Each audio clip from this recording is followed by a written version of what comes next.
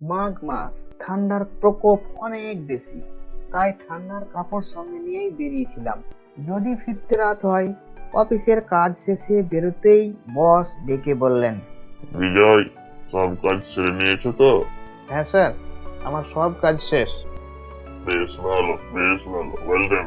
বলছিলাম, তখন তো আজকে আসেনি, তাই ওর কাজ সম্পূর্ণ বাকি। উপর থেকে অনেক চাপ, এই প্রজেক্টটা আজকেই কমপ্লিট দিতে হবে।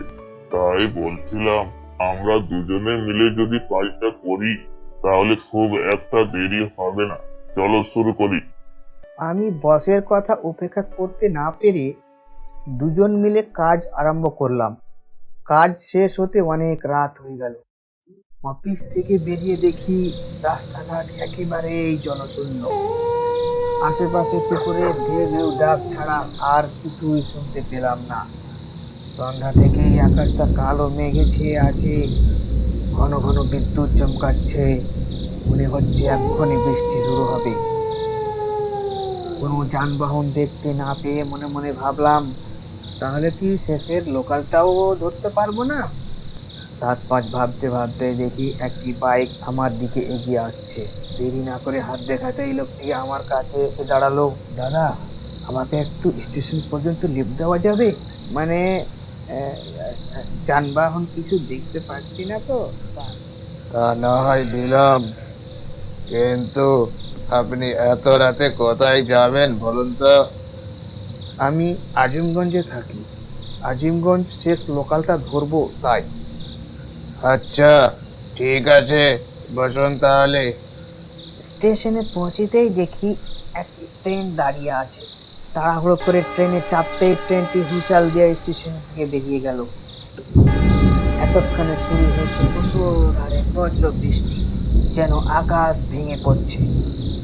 এদিক ওদিক চেয়ে দেখি কামরাটা একেবারেই খালি, হাতে গোনা মাত্র কয়েকজন যাত্রী। সামনের সিটেই দেখি আমারই এক ক্লাসমেট উর্মিলা। তাকে দেখেই আশ্চর্য হয়ে উঠলাম। মনে পড়ে গেল সেই 2 বছর আগের কথা।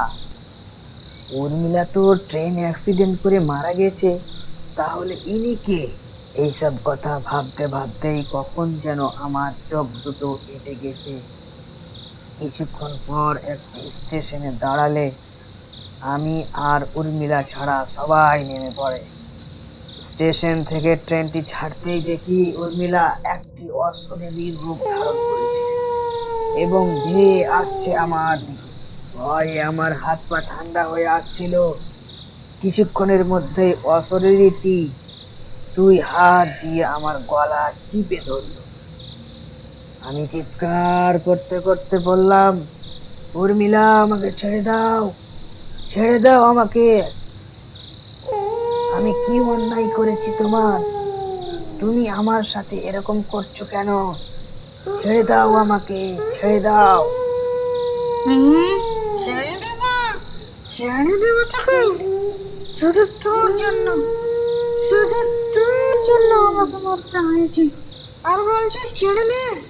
না, কখনো ছাড়বো না।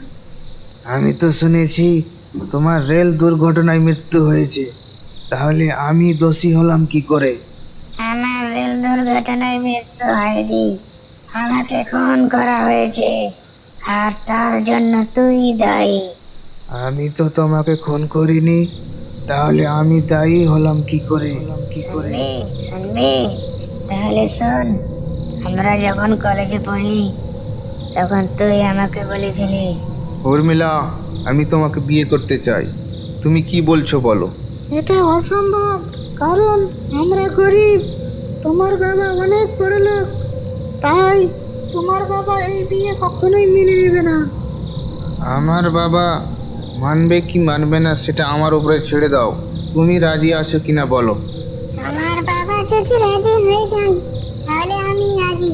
তারপর তুমি তোমার বাবাকে আমাদের বিয়ের কথা বলো, কিন্তু তোমার বাবা মেনে না নেওয়ায় তুমি তোমার বাবার প্রতি চাপ সৃষ্টি করো। পরের দিন তোমার বাবার লোকজন আমাকে তুলে নিয়ে গিয়ে নির্মমভাবে হত্যা করে।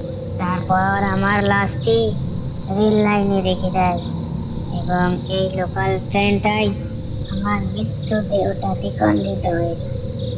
সেই থেকে আমি এই ট্রেনটায় তোকে খুঁজতে থাকি, কিন্তু তোকে পাই না। আজকে যখন পেয়েছি তোকে আর ছাড়ছি না। এই বলে অশরীর আমার গলা টিপে মারতে চেষ্টা করলো। আমি বললাম, আমি তো আগে জানি না তোমাকে হত্যা করা হয়েছে। আজকে যখন জানতে পেরেছি তখন তোমার হত্যাকারীদের শাস্তি দিয়েই ছাড়বো। এই কথা শুনে উর্মিলার অশরীরটি কোথায় যেন অদৃশ্য হয়ে গেল। আমি পরদিন পুলিশ স্টেশনে একটি এফআইআর দায়ের করি। যারা যারা উর্মিলাকে খুন করেছিল তাদেরকে পুলিশ ধরে নিয়ে যায়। তারপর একদিন আমি শুয়ে আছি, হঠাৎ ঘুমের মধ্যে স্বপ্নে দেখি উর্মিলা আমাকে বলছে, তুমি আমার আত্মাকে শান্তি দিয়েছো, আমি তোমাকে মাফ করে দিলাম। বন্ধুরা, আমাদের গল্পটি যদি আপনাদের ভালো লেগে থাকে তাহলে ভিডিওটি লাইক, কমেন্ট এবং বন্ধুদের সাথে শেয়ার করে দিবেন। আর এরকম আরো সুন্দর সুন্দর ভিডিও পেতে চ্যানেলটি সাবস্ক্রাইব করে পাশে থাকা বেল আইকনটি বাজিয়ে অল নোটিফিকেশন অন করে রাখুন।